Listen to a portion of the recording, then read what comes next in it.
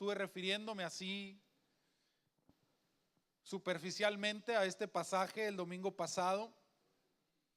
Y hoy quiero que lo abordemos de una manera más profunda y que podamos hablar acerca de este mandamiento tan importante que Dios le dejó a Josué cuando estaban a punto de entrar a la tierra que Él les había prometido. Josué capítulo 1, versículo 8, yo voy a utilizar la revisión Reina Valera contemporánea por si se le hace un poquito diferente a lo que usted tiene allí en su Biblia. Y dice así en el nombre de Jesús: procura que nunca se aparte de tus labios este libro de la ley. Medita en él de día y de noche, para que actúes de acuerdo con todo lo que está escrito en él. Así harás que prospere tu camino y todo te saldrá bien. ¿Qué le parece si inclinamos nuestro rostro ahí donde estamos en nuestro lugar? Cerramos nuestros ojos y le pedimos a Dios que nos hable. Y le, Señor, yo quiero irme hoy con una palabra que pueda recordar, con una palabra que pueda enriquecer mi corazón. Cierra tus ojos, hermano, y hablemos juntos con el Señor un momento. Dios, te damos gracias en este momento. Yo te agradezco, Señor, por la bendición que me das de estar en tu casa nuevamente. Gracias, Señor, por cada momento que puedo pasar con mis hermanos. Pero hoy quiero darte también gracias por cada palabra que enriquece nuestros corazones un poco más y que nos lleva a entender tu plan. Realmente, ¿cómo piensas tú las cosas? Tu palabra nos revela cuál es tu verdadero deseo para nosotros y hoy queremos conocerlo. Hoy yo quiero conocer un poco más acerca de tu voluntad. Háblame, Señor, habla mi corazón. Yo te entrego voluntariamente cualquier cosa que pueda hoy distraerme, cualquier cosa que pueda robar mi atención. Hoy te la entrego voluntariamente, Señor, porque quiero recibir de ti lo que has preparado para mi corazón. En el nombre de Jesús, amén. Hace unos años atrás, en un show matutino en Estados Unidos, entrevistaban a la hija de un evangelista muy famoso, muy prominente en su ministerio, la hija de Billy Graham. Y la conductora del programa le hacía una pregunta que yo creo que no es nueva, que mucha gente la ha hecho en algún momento, pero que sigue siendo muy desafiante.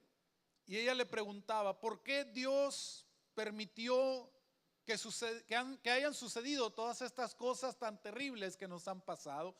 Acababan de pasar los ataques, el atentado terrorista del 11 de septiembre en la ciudad de Nueva York y todo un montón de tragedias que se enumeraban allí, y le hacía esta pregunta: ¿por qué Dios permite que todo esto pase? ¿Por qué Dios permite que haya toda esta calamidad? Y la respuesta de Annie Graham fue muy profunda, muy directa, y hablaba precisamente de las costumbres que habíamos adquirido como personas. Y ella le decía: yo estoy segura que definitivamente a Dios le preocupa tanto como a nosotros lo que está pasando.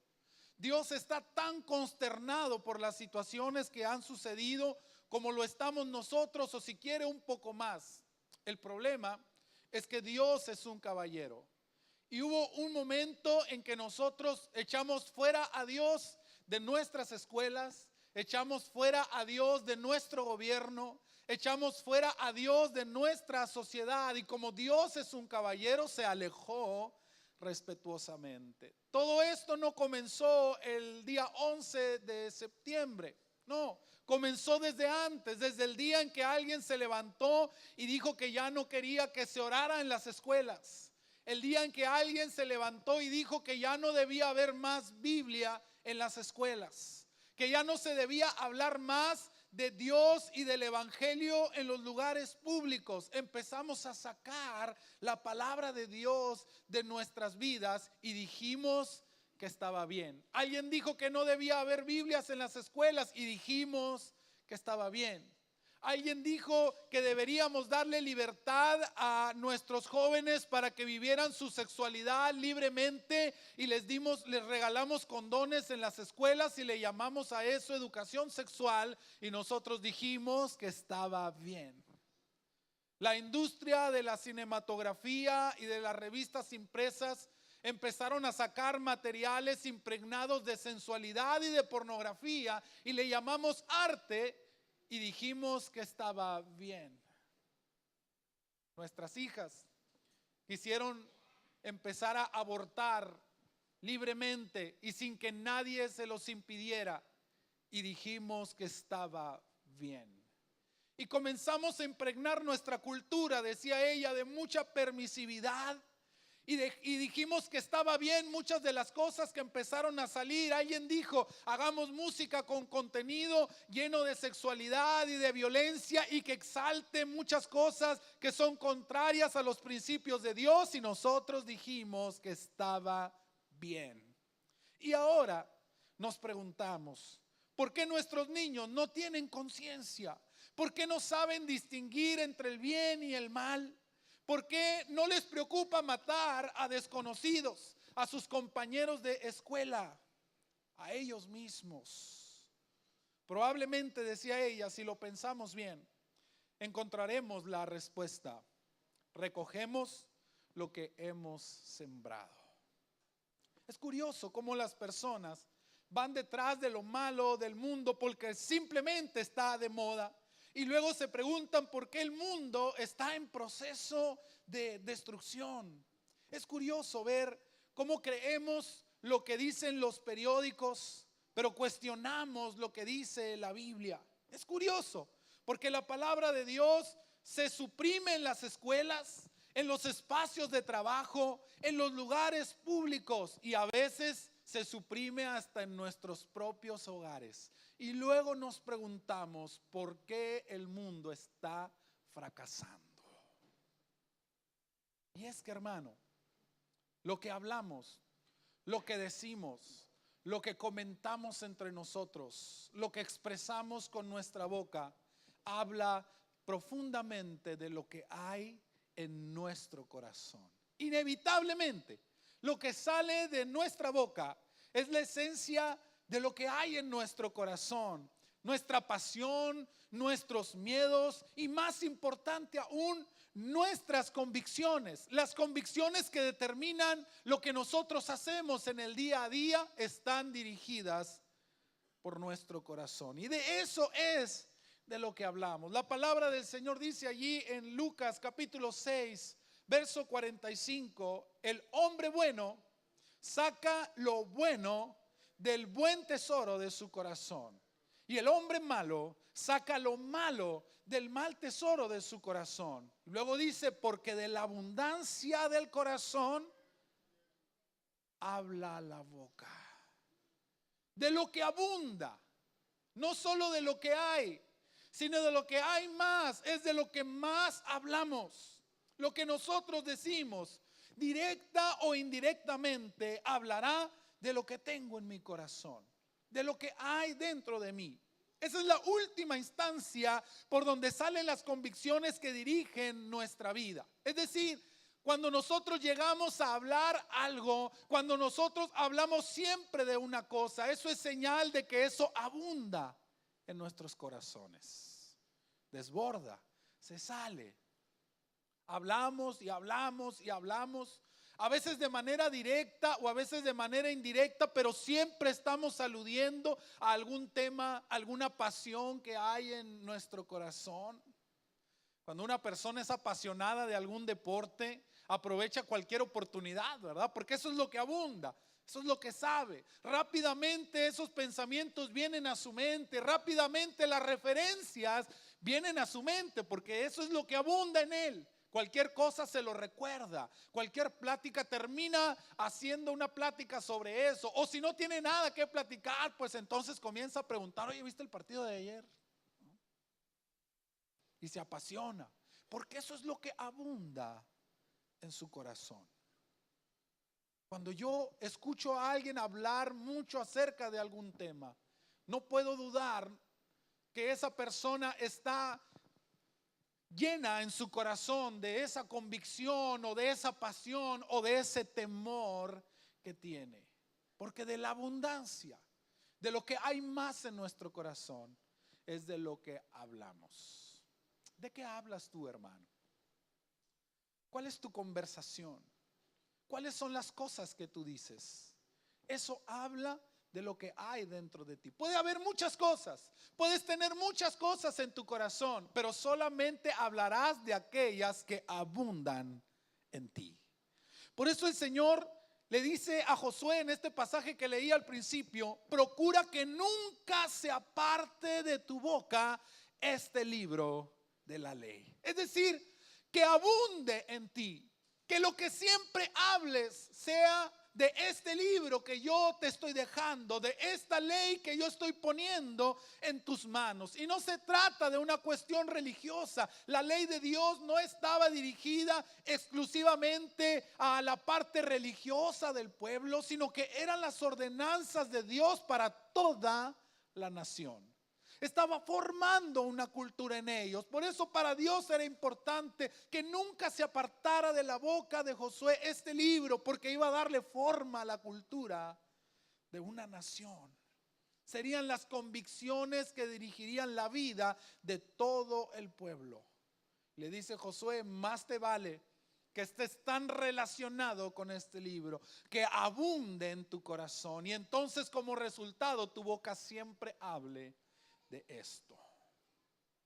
Porque le decía que nosotros hablamos más de lo que creemos más y vivimos de acuerdo a lo que nosotros creemos. De ahí el secreto del éxito o el fracaso en nuestras vidas. ¿Cuáles son las convicciones que abundan? Es fácil saber cuáles son las convicciones que abundan en tu corazón. Escucha lo que hablas.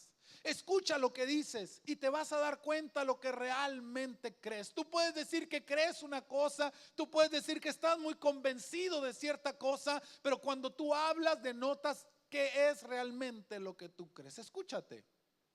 ¿Quieres saber lo que cree realmente tu pareja o tus padres o tus hijos o tus amigos o tus hermanos? Escúchalos hablar. Escucha lo que hablan comúnmente y vas a tener una idea más o menos clara de lo que hay en sus corazones. Por eso Dios le dice a Josué: es necesario que lleves la palabra a un nivel de convicción profunda, a tal grado que cada vez que tú hables, inevitablemente tengas que recurrir a ella, porque abunda en tu corazón.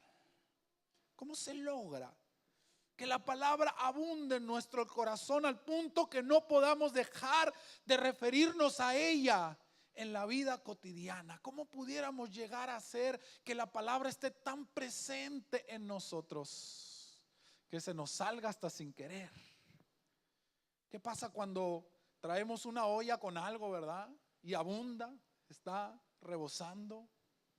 No puedes evitar que se desborde en algún momento. Cualquier movimiento que haga se desborda, se tira. No lo puedes evitar porque abunda, porque está llena. Hay que sacarle un poquito, ¿verdad? Cuando llevas comida en una olla, hay que sacarle un poquito para que no vaya tan arriba y entonces no se te tire, porque si la llevas hasta arriba, inevitablemente se va a desbordar. El deseo de Dios es que la palabra abunde tanto en nuestros corazones, desborde de tal manera que sea inevitable para nosotros que se salga por nuestra boca.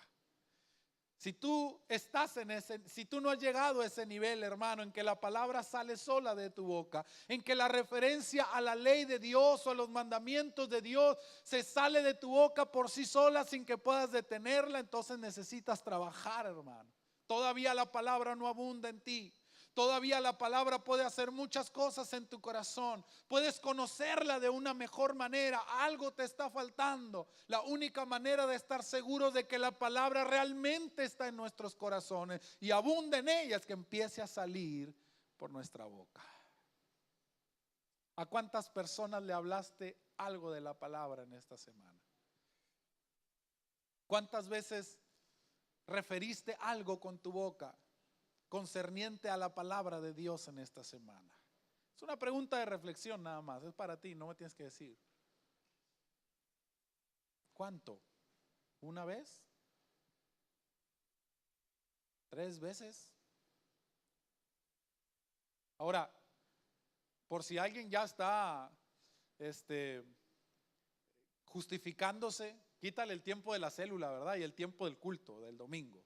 Afuera de aquí y fuera del tiempo de la célula. ¿Cuánta referencia a la palabra de Dios hiciste en esta semana? ¿Cuánta palabra de Dios salió de tu boca esta semana? Sin contar la célula, sin contar el culto. Ahí te la dejo nada más, ¿verdad? Para que reflexiones. ¿Cómo podemos lograr que la palabra de Dios abunde en nuestra vida? Porque sabe, ese es el secreto para el éxito. Y ese fue el secreto del fracaso del mundo en el cual nosotros vivimos. Comenzó cuando empezamos a sacar a Dios y su palabra de nuestras vidas. Empezamos a suprimir la palabra. Y tal vez nosotros de aquí de adentro vemos para afuera y le empezamos a echar la culpa al gobierno, ¿verdad? Es que los políticos, es que el gobierno, es que la educación, es que esto y es que el otro. Ahora yo quiero llevarlo a un nivel más interno. ¿Qué tan suprimida está la palabra de Dios en tu casa? ¿Qué tanto se habla la palabra de Dios en tu casa, hermano, amigo, hermana? ¿Qué tanto se habla la palabra de Dios en tu casa? Ahí está el secreto del éxito o del fracaso en tu familia, en tu matrimonio, en tus estudios, en lo que tú hagas, en tus relaciones, en tu salud. Ahí está el secreto del éxito o el fracaso. ¿Cuánta palabra de Dios hay en tu vida? Y no me refiero a un acto religioso de estarla recitando y de estarla diciendo o de tenerla colgada en cuadros, ¿verdad? Allí, porque a veces creemos que porque tenemos muchos cuadros con textos bíblicos ahí en la casa, los espíritus chucarreros se van a espantar, ¿verdad? Como si fuera raerolito. No. Me refiero a que haya un entendimiento verdadero y una alusión verdadera a la palabra como algo que Dios nos dejó para cumplir. El Señor le da a Josué la receta para poder llegar a este nivel en que la palabra nunca se aparte de su boca, en que la palabra siempre sea una referencia en él. Y lo primero que le dice: medita en ella de día y de noche, para que puedas llegar a ese nivel. Porque cuando dice que nunca se aparte de tu boca este libro de la ley, está hablando del final del proceso. Viene de atrás para adelante, viene del final hacia el principio. Que nunca se aparte de tu boca este libro de la ley es el resultado final. Es lo último. Hay gente que no se le cae la Biblia de la boca, pero no precisamente porque esté en su corazón, sino porque se la aprendió de memoria y la recita, pero la mayor parte de las veces no sabe ni qué está diciendo. No se trata de que te la aprendas de memoria y la andes recitando allá afuera, porque yo he escuchado mucha gente allá afuera que recita la palabra con una elocuencia extraordinaria, pero su vida está hecha pedazos. Su familia está destruida. Viven hundidos en los vicios. Cuando yo era ayuda ministerial o diácono en la iglesia, pues me tocaba estar ahí en la puerta, ¿verdad? Y estar al pendiente de lo que estaba pasando. Y no se imagina el número de personas que me tocó atender que llegaban al templo en estado de ebriedad. Hasta carrilla me hacían, ¿verdad? Te siguen los borrachos a ti. Y me tocaba atenderlos.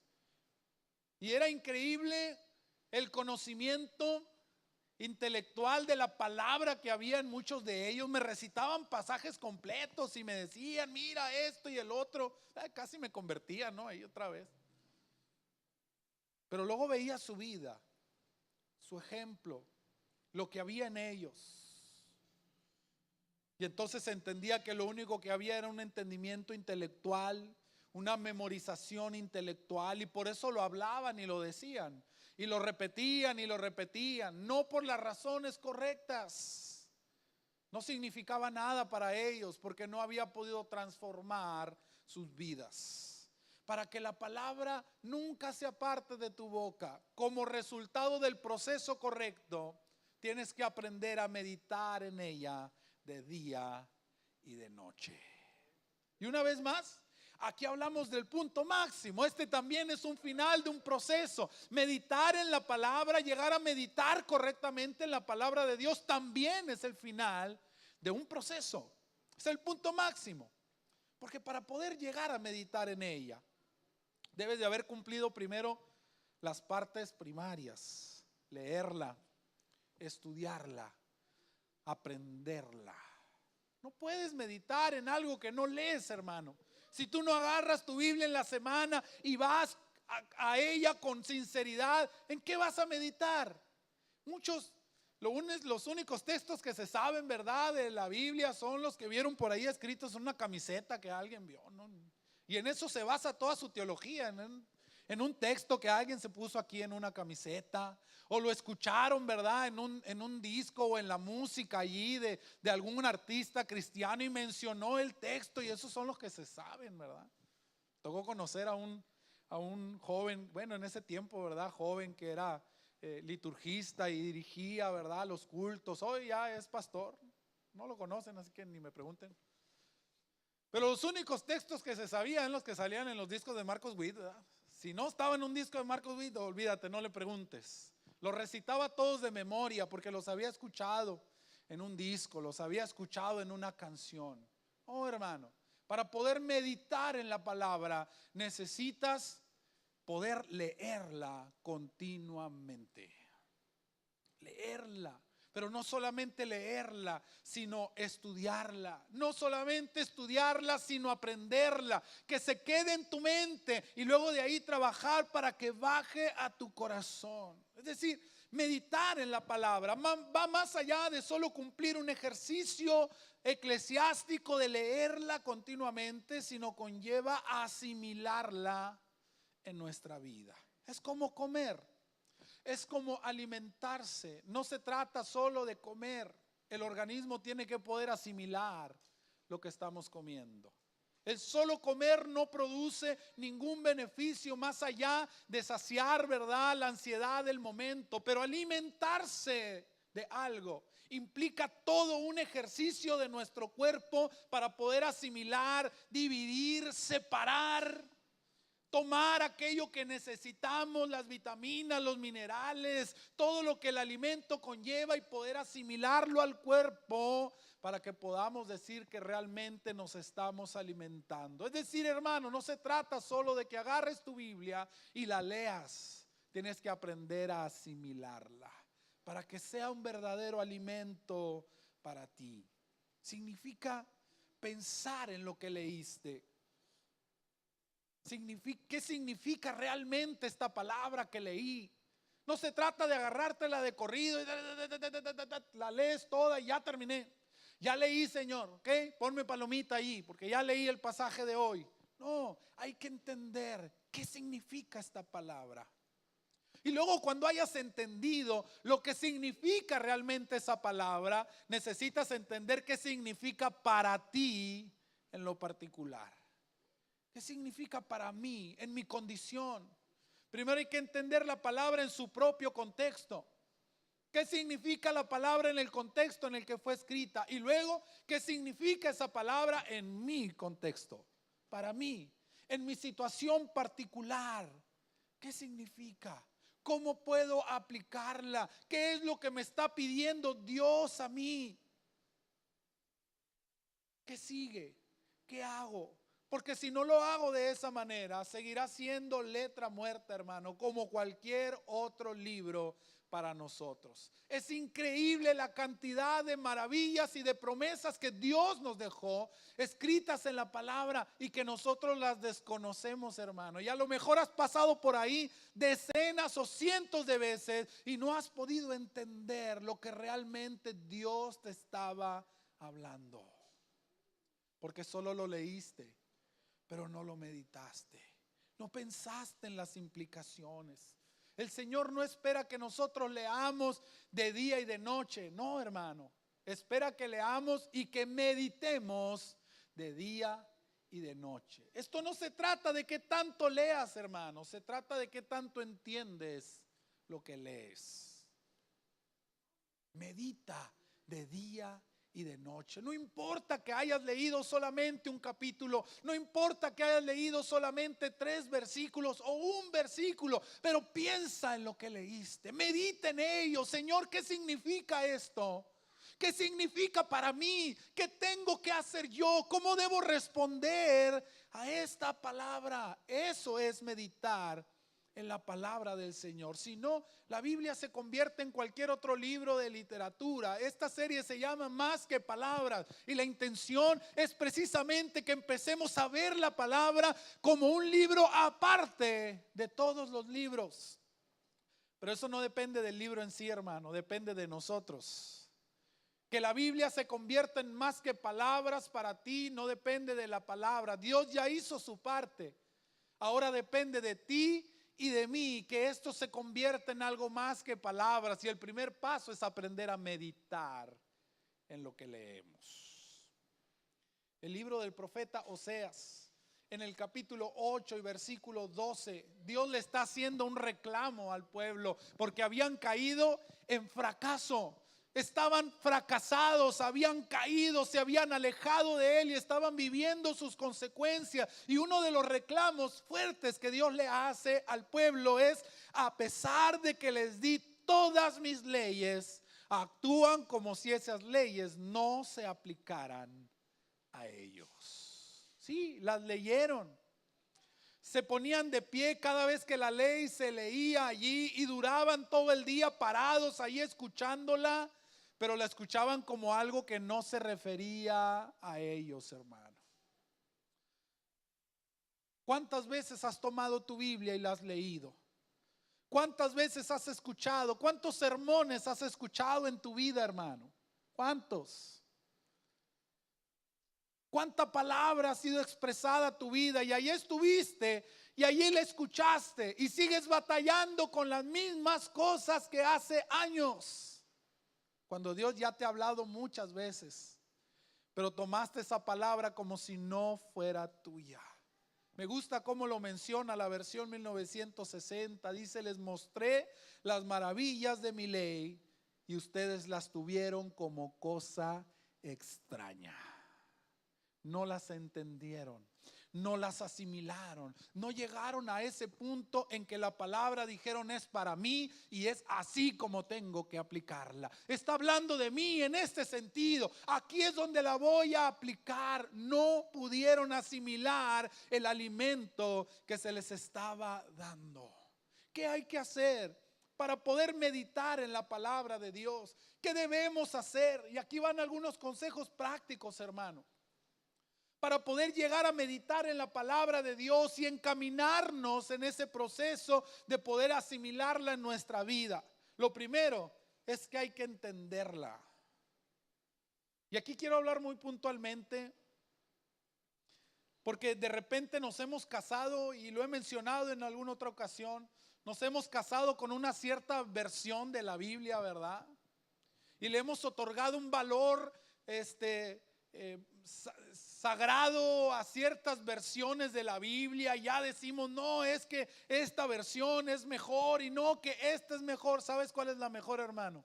La que puedas entender, la que puedas comprender. ¿De qué te sirve leer una Biblia con un lenguaje, verdad, muy castellanizado y que se escucha muy bonito y muy poético, pero no entienden ni jota de lo que se está hablando allí? ¿En qué puedes meditar si no conoces las palabras que están escritas allí, hermano? ¿En qué puedes meditar? Y estamos así. Yo veo mucha gente que hasta le da miedo cambiar de Biblia, ¿verdad? No, es que la 1960, ¿verdad? Esa revisión es la que siempre hemos tenido. Sí, y está muy bien, hermano, y la puedes tener y puedes ir a ella si quieres, pero si no logras entender lo que dice, jamás podrás meditar en ella. ¿Sabe? El lenguaje de la versión 1960 o el lenguaje antiguo en algún momento era el lenguaje del pueblo. Usted no sabe cuánto tuvieron que sufrir aquellos que tradujeron la palabra porque no se entendía, porque en un principio solamente existían los manuscritos en sus idiomas originales: el griego, el arameo, el hebreo, y luego las pasaron todas al griego porque era el idioma del imperio. y luego del imperio la pasaron al latín porque era considerado un idioma sagrado, el idioma de los dioses, el latín. El problema es que se leía la Biblia en latín en todos los servicios religiosos y nadie entendía nada. Y por ahí hubo alguien que entendió y dijo: necesitamos traducir la Biblia, necesitamos llevarla a un lenguaje que todo el pueblo la pueda entender, que toda la gente la pueda entender de manera clara, porque de nada nos sirve repetirla si no se está entendiendo, si la gente no sabe de qué se trata. Y esa gente tuvo que sufrir mucha persecución porque no faltó el que dijera: eso es un sacrilegio. ¿Cómo que van a poner la Biblia en el idioma vulgar, en el idioma de la gente de la calle común? Y algunos inclusive tuvieron que entregar sus vidas para que eso pudiera pasar. Esa Biblia que tú tienes en tu mano y que habla en un idioma castellanizado fue el resultado de personas que querían todo lo contrario, querían que se entendiera. No les importaba si sonaba o no muy bonito, les importaba que la gente lo entendiera. Y hoy estamos viviendo nuevamente ese proceso. Digo, ya no los están matando, pero sí los están criticando mucho. Si sale una versión más moderna, hay quien luego se siente mal, ¿verdad? Dice: no, esa versión es del diablo, no es de Dios, porque habla diferente, porque utiliza palabras muy modernas. Hermano, lo importante de la palabra es que puedas entenderla. Yo quiero invitarte, hermano. Digo, no quemes tu Biblia 1960, no se trata de eso. Pero si tienes la oportunidad, acércate, compra una Biblia en una versión más actual. Es más, ya ni siquiera la tienes que comprar, están gratis en internet. Una versión más, con un lenguaje más actualizado, que puedas entender lo que está escrito allí. Eso es lo importante. La Biblia no se escribió en castellano, hermano. No se escribió en castellano. Esa también es una traducción. Si tú quieres leer en el idioma original, pues vete escribiendo a clases de griego y de hebreo para que la leas en el idioma original. Pero el español en el que tenemos nuestra Biblia es un español que fue traducido también. Acércate a una versión en la que puedas entender. Asegúrate que estás entendiendo lo que estás leyendo, hermano. Si te sientes incómodo al principio, pero cuando empiezas a entender todo lo que estás leyendo, encuentras el significado. Ahora, yo quiero invitarte también, y segundo consejo: come solo lo que puedas digerir. Come solamente aquello que seas capaz de digerir en ese momento. No se trata, te decía hace un rato, de que leas un montón de capítulos y decir: ya leí la Biblia en un año, ya leí la Biblia en menos de un año, la leí toda. Y eso está bien, qué bueno para lo que están haciendo. Pero preocúpate por digerir lo que estás leyendo. De nada te sirve pasarlo nada más así, rápido, para cumplir tu compromiso de este día. Come lo que puedas digerir. Porque cuando comes más de lo que puedas digerir, el cuerpo se empacha, hermano. Y lo único que pasa es que te enfermas. Lee, hermano, lee diariamente, aunque sea un poquito.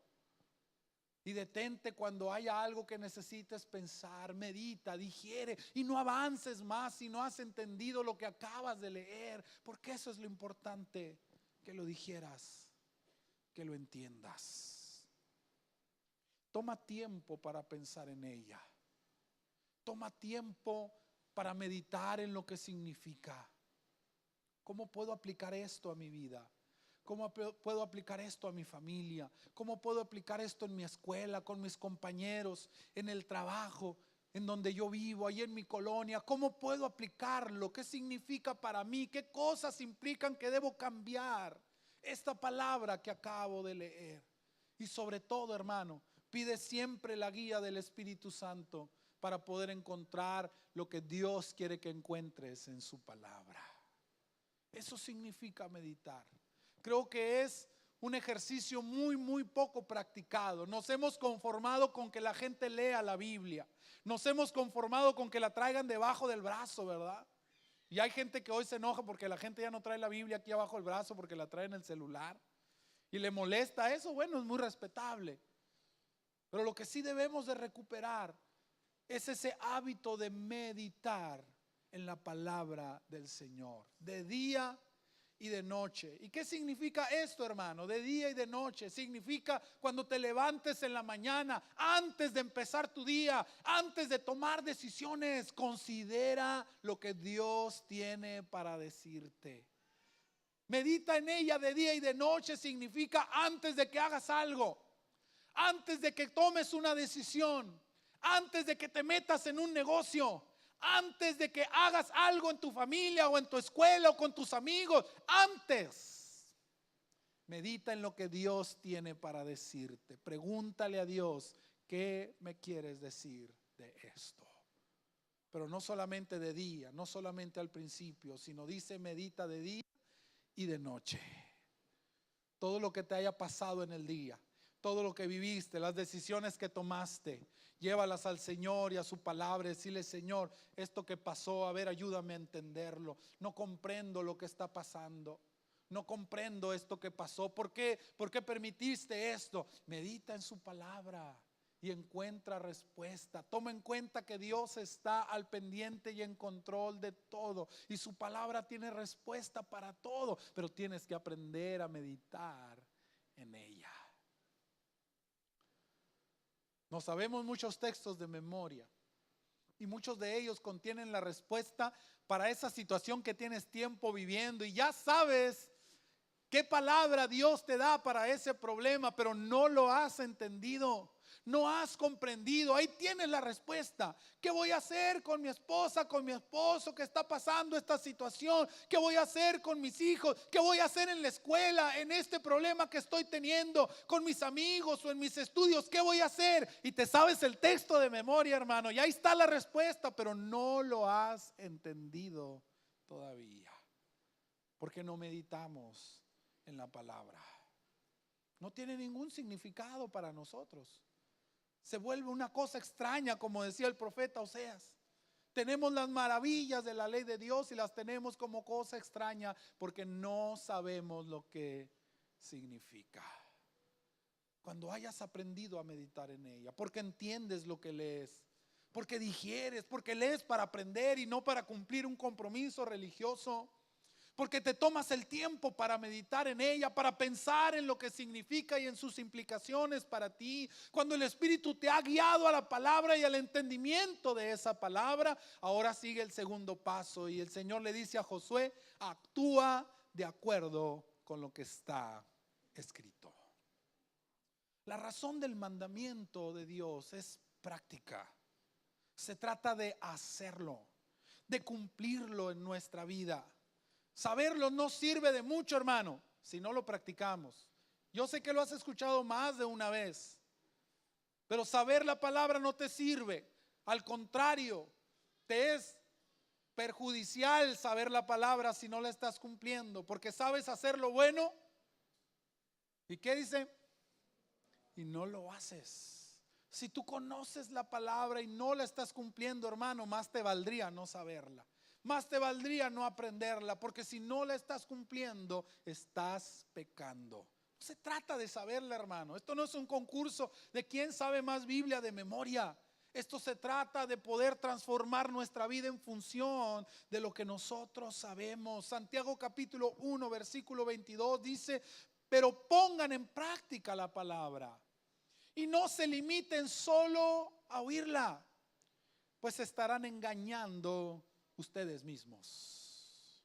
No engañan a nadie más que a ustedes mismos.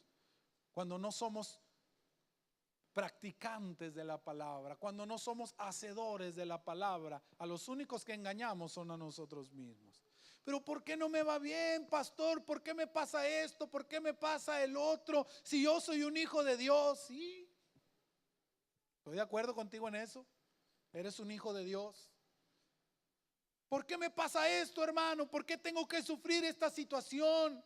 Si yo ya estoy en el camino del Señor. Sí, está bien, estás en el camino del Señor, pero eso no quiere decir que estés caminando. Eres un hijo de Dios, pero tal vez no te estás comportando como uno. La palabra del Señor nos dice: si ustedes son hijos de luz, anden. Paz de Cristo, hermano. Si ustedes son hijos de luz, anden como hijos de luz. La razón principal de la palabra es crear una cosmovisión, y el domingo pasado hablaba de lo que era la cosmovisión. Es la manera en que vemos nosotros al mundo, con qué ojos, con qué lentes vemos al mundo, cómo lo interpretamos. La razón principal de la Biblia es crear la cosmovisión correcta. La Biblia no es una cosa de iglesia, hermano. La Biblia es una cosa del mundo, es una cosa del universo. Todo lo que está escrito en ella es la ley de Dios que rige al universo entero, al mundo, a la política, a la economía, a la educación, a la salud. Son las leyes que Dios estableció para generar la cultura de la vida en el hombre, para que el hombre subsista, para que sobreviva. No es una cosa de iglesia nada más, hermano. No es una cosa para aplicar cuando estamos aquí en el culto o en la célula. No, es para aplicarse en todos los aspectos de nuestra vida, para que se forme la cultura correcta en nosotros. Nada en nuestra vida cambiará, aunque sepamos la palabra. Pero si la palabra no está en nuestra vida cotidiana, y nuestra vida se sigue rigiendo bajo el sistema que Satanás le puso a este mundo, la forma en que el mundo hace las cosas, hermano, nos estamos engañando a nosotros mismos cuando decimos: yo soy un hijo de Dios, ¿por qué no me va bien? Porque no te comportas como un hijo de Dios. Conoces la palabra, sí, la has memorizado, la has aprendido, pero no la estás viviendo. Tu vida cotidiana se sigue rigiendo bajo las normas que Satanás estableció para este mundo, y no bajo el modelo que Dios puso para el universo entero. Se trata de generar una contracultura, hermano, actuando distinto, haciendo las cosas como Dios quiere que nosotros las hagamos, hermano. De eso se trata la Biblia. No es para traerse aquí debajo del brazo. No es solamente para traerla aquí en la mente y repetirla y recitarla. Es para crear cultura. La mayoría de los problemas que tenemos como seres humanos, y aún los cristianos dentro de las iglesias, son problemas de cultura, hermano. Hay tantas cosas que pudiéramos haber evitado en nuestras vidas, que son cuestiones de cultura. Lo voy a decir con mucho respeto, hermano, pero a veces escucho los problemas de la gente, de los que vienen a mí y me piden un consejo por alguna situación de enfermedad, o por alguna situación de economía, o por alguna situación familiar X o Y, y dentro de mí no puedo evitar pensar: esto se pudo haber evitado. Esto se pudo haber evitado si tan solo tuviéramos la cultura correcta. Enfermedades que no debieron haber llegado a nuestro cuerpo, hermano, pero no aprendimos a cuidarlo como Dios espera que lo hagamos. Problemas en nuestra familia que pudimos haber evitado si tan solo hubiéramos ido a la palabra, que tiene miles de años de haber sido escrita y que ya nos da el consejo para poder ser exitosos en todo. Pero no tuvimos la cultura correcta, nos equivocamos. Teniendo la palabra, el manual del fabricante en nuestras manos, no hicimos lo que teníamos que hacer. La Biblia es para hacer cultura, hermano. Y la cultura se forma de todos los hábitos y de las costumbres que nosotros practicamos. La cultura son las acciones que llevamos a cabo en el día a día como fruto de nuestras convicciones más profundas. Ahora, como iglesia, nuestra mejor manera de anunciar el mensaje del evangelio es viviéndolo, hermano. Es viviéndolo. Se lo he dicho una y otra vez. La gente ya está cansada de escucharnos. Y una buena parte de ese hastío que la sociedad tiene con la iglesia es que hablamos mucho y hacemos poco. Es que le decimos mucho a la gente lo que tiene que hacer y nosotros no hacemos nada. En ese sentido no somos muy diferentes a los fariseos, a los que el Señor atacó con la palabra y les dijo: ustedes le ponen a la gente cargas que ustedes no tocan ni con un dedo. Le dicen a la gente lo que tienen que hacer, pero ustedes no lo hacen. Yo creo, hermano, que en el momento en que nosotros comencemos a vivir verdaderamente la palabra, la gente comenzará a venir y la gente comenzará a aceptar el mensaje que sale de nuestra boca, porque primero lo vieron en nuestra vida. cuando la gente pueda ver la bendición que hay cuando alguien cumple la palabra. No vamos a necesitar decirle mucho, hermano. No vas a necesitar darle un rezo o un recital de la palabra de Dios. No, hermano, cuando Él vea lo que tú estás viviendo y la bendición que se desencadena en aquel que cumple la palabra, solos van a venir y te van a decir: yo no sé qué te están enseñando a ti, pero yo lo quiero, porque veo lo que tú estás viviendo. Cuando vean la conveniencia de aceptar la palabra, hasta entonces la creerán, hermano. No importa qué tanto se la prediques, es mucho más efectivo cuando la vean cumplida en tu vida. Por eso el pasaje dice así. Eso es lo siguiente que dice el pasaje: medita en ella de día y de noche, para que hagas conforme a lo que en ella está escrito. Y así, o la versión que la mayoría tienen, dice: porque entonces. Por eso subrayé esta palabra, porque llegar a este punto es el que asegura la bendición, no antes. Es importante que entiendas esto, hermano. No es antes, no es cuando la lees, no es solo cuando la meditas, es cuando la haces. Es cuando se desencadena la bendición de Dios sobre nuestras vidas. Solo hasta entonces, no antes. No se trata de declarar la palabra, hermano. El que venga la bendición sobre tu vida no es una cuestión de estarla declarando, sino de estarla provocando. Las promesas de Dios no se declaran, hermano. Paz de Cristo. Las promesas de Dios no se declaran. Las promesas de Dios se provocan. ¿Cómo se provocan las promesas de Dios? Cumpliendo los mandamientos de Dios. Deuteronomio capítulo 28, no lo voy a leer porque está muy largo. El Señor le habla al pueblo antes de entrar a la tierra y les hace un recordatorio de la ley. Y les dice: si ustedes quieren que haya bendición en esta tierra, depende de ustedes. Que guarden, que hagan, que practiquen la palabra que yo les he enseñado. Practíquenla si quieren vivir en la bendición. Y luego les dice por ahí en el versículo 13, si no estoy mal, y les da una promesa que muchos andan declarando, ¿verdad? Muchos agarran esa promesa y la declaran. Y les dice: y te pondré como cabeza y no cola. Te pondré por encima de todos. Serás cabeza y no cola. Y ahí andan declarándolo. Yo declaro que soy cabeza y no cola. Pero si tú lees el pasaje completo, te vas a dar cuenta que el Señor le dice: y te pondré como cabeza y no por cola, siempre y cuando cumplas los mandamientos que yo te mando hoy. Y luego la segunda parte del capítulo 28, yo te invito a que lo leas en tu casa esta semana. Dice: y si no cumples, todas estas maldiciones vendrán sobre ti, aunque las rechaces, y aunque las rechaces en el nombre de Jesucristo, hermano. Si no cumples con estos mandamientos que yo te estoy dando, todas estas maldiciones vendrán sobre ti. ¿Eran el pueblo escogido? Sí. ¿Eran hijos de Abraham? Sí. Pero aún así estaban sujetos al cumplimiento de la palabra. No se trata de declararlo, hermano. Se trata de provocar las promesas de Dios, y la única manera de provocar las promesas de Dios es cumpliendo sus mandamientos. Cuando eso suceda, entonces dice: harás prosperar tu camino y todo te saldrá bien. Recuerda, hermano, te lo dije hace unas semanas, el mundo se sigue moviendo bajo las leyes de Dios. El universo que Dios estableció, la creación entera, todavía después de cientos de miles de años, se sigue moviendo bajo las leyes que Dios estableció. Si tú quieres que tu camino prospere, hermano, necesitas alinearte. No hay de otra.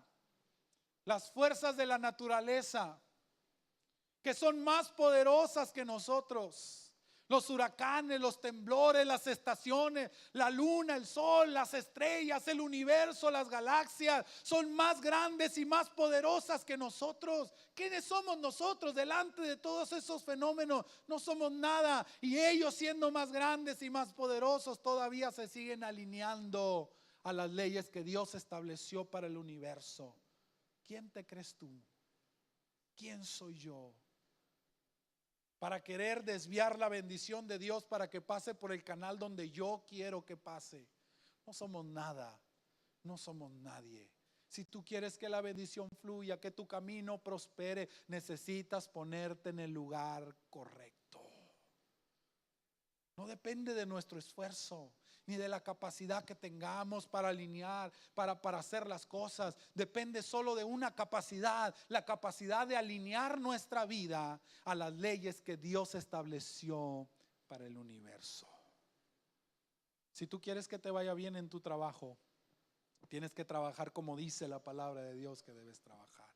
Si tú quieres que tu familia prospere, no hay de otra, hermano. Tienes que alinear tu familia a lo que la palabra del Señor nos enseña. Porque Dios estableció leyes, normas desde el principio, y esa palabra todavía no pasa. Y si tú te quieres sentar a esperar, te tengo una noticia: no pasará. Todavía se sigue cumpliendo. No eres tú quien tienes que llevar a Dios a tu camino. No, tu camino tiene que llevarte a Dios si quieres que tu camino sea próspero. Dice el libro del profeta Isaías, y con este pasaje termino. Isaías 55, versículos 10 y 11. Así como la lluvia y la nieve caen de los cielos y no vuelven allá, sino que riegan la tierra y la hacen germinar y producir, con lo que dan semilla para el que siembra pan, para el que come, así también mi palabra, cuando sale de mi boca, no vuelve a mí vacía, sino que hace todo lo que yo quiero y tiene éxito en todo aquello para la cual la envié. Fíjate lo que dice aquí.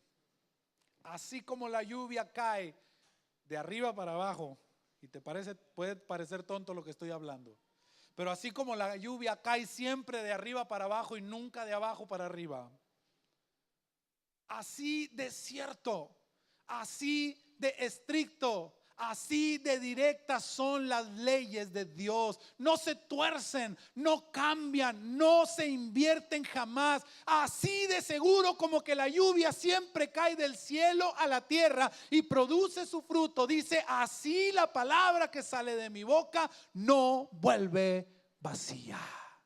Siempre cumple su propósito y siempre tiene ¿qué? Siempre tiene ¿qué? Éxito. ¿Quieres tener éxito en tu vida? ¿Cuántos quieren tener éxito en su vida? Levante la mano. ¿Cuántos quieren tener éxito en su escuela? ¿Cuántos quieren tener éxito en su familia? Ahí está el secreto, hermano. Ahí está el secreto. ¿Quieres llevar al éxito todas tus empresas y todo lo que tú tienes? Alínealos a la palabra, porque la palabra siempre tiene. Quiero que se te grabe en tu cabeza. La palabra siempre tiene éxito. Además, tenemos la promesa de que si apegamos nuestra vida a lo que Dios dice en su palabra, todo nos saldrá bien. Recuerda, hermano, el que obedece no se equivoca. Si tú obedeces la palabra y las cosas no te salen, no te equivocaste.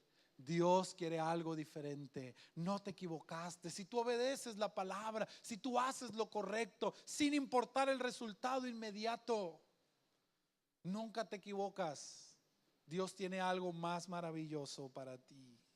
Aún lo que parezca salir mal, te servirá para bien.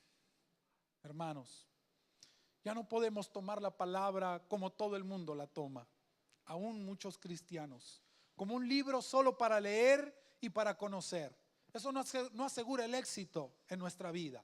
Léela, piensa en ella, medita de día y de noche.